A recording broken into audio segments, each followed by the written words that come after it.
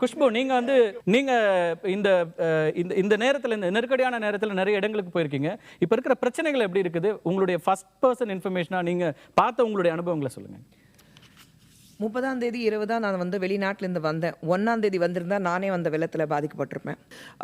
இது அரசியல் மேடை இல்லாது இருந்தாலும் மா சுப்பிரமணியம் அவர்கள் சொன்ன மாதிரி கண்டிப்பாக ஒரு ரெட் அலர்ட் மக்களுக்கு கொடுத்துருந்தாங்கன்னா, எப்போவுமே ஒரு செம்பரம்பாக்கம் ஒரு ரிசர்வாயர்லேருந்து தண்ணி வெளியில் ஏடுறோம்னா கண்டிப்பாக ஒரு ரெட் அலர்ட் கொடுத்துருக்கணும். இது கொடுக்கப்படலை. அது நம்ம எல்லாரும் அறிந்த விஷயம்.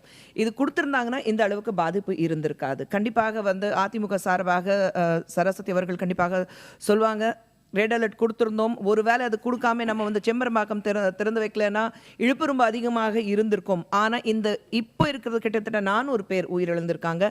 இது நம்மளால பாதுகாக்க முடிஞ்சிருக்கும். எனக்கு உயிர் பலிகளை கண்டிப்பாக தவிர்த்திருக்கலாம். இது தேவையில்லாத விஷயம் ஒன்று தொடர்ந்து பேசலாம்.